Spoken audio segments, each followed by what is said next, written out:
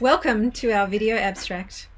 We begin today in the spirit of reconciliation by acknowledging the traditional owners of the various lands on which we gather today. We speak from across Kulin Nation's Budja, acknowledging the Dja Dja Wurrung and the Wurundjeri peoples. We recognise their continued connection to land, air, waters, and acknowledge that they never ceded sovereignty. We respect all elders and ancestors and any First Nations watching us today. Today we're presenting our video abstract on school strikers enacting politics for climate justice, daring to think differently about education. My name is Peter White. We have Joseph Ferguson, Harriet O'Shea Carr, Niamh O'Connor Smith. Through collaborative autoethnography, we have explored how the School Strike for Climate generates leadership and provides time and space for student engagement in the climate crisis in ways that enable political action for our collective futures. Niamh's and Harriet's stories reflect the stories of many of our students and demonstrate the imperative for their engagement with and action regarding our collective futures and, simultaneously, the growing irrelevance of our education systems.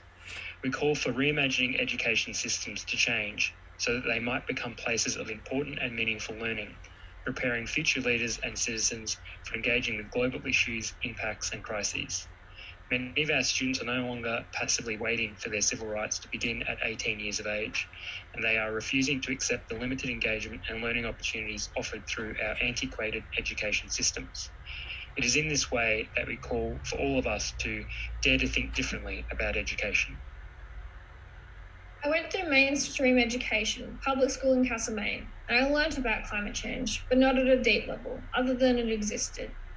Even doing Year 12 chemistry, you learn about fuels, both renewable and non-renewable, and that carbon dioxide is causing the enhanced greenhouse effect.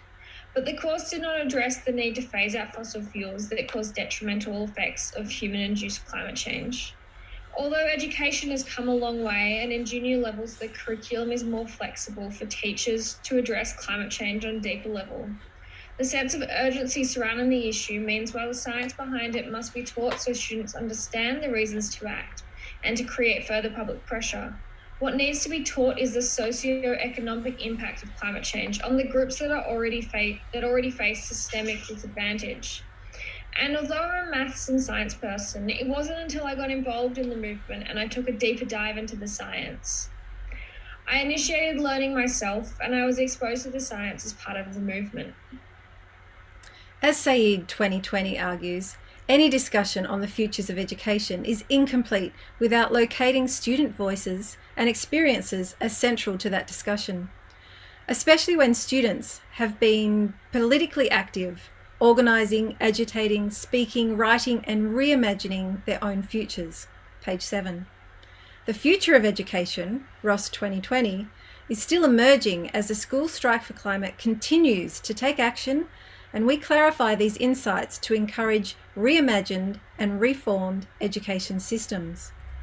We highlight 8 key actions that range from acknowledging that young people are participating in the School Strike for Climate, are passionate about climate change and come from humanitarian, ecological, as well as science interest, and are forced into civil disobedience to ensure that their voice is heard, and to take political action to generate change about climate, social justice.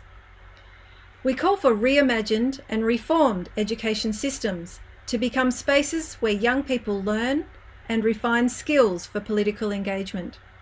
If schools offered ways to meaningfully engage student voice about the inevitable impact of the climate crisis we will have on their future, then it would become highly relevant. We call for focusing the education systems on empowering young people through education to develop skills and knowledge necessary for them to take action on matters of importance as we negotiate uncertain futures. I reckon being involved in this movement has preserved my passion for activism because I find a lot of energy from being surrounded by other people who not only care but are willing to implement big changes in their lives and make sacrifices to achieve the action needed.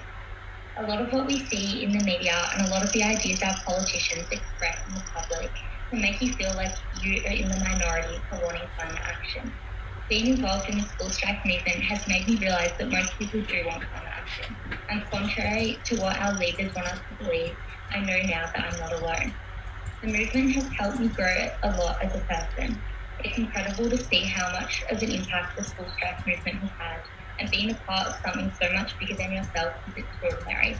I'm very grateful for the experience, because I think now I'll be an activist forever. Thanks for listening to our video abstract. We hope you enjoy the paper.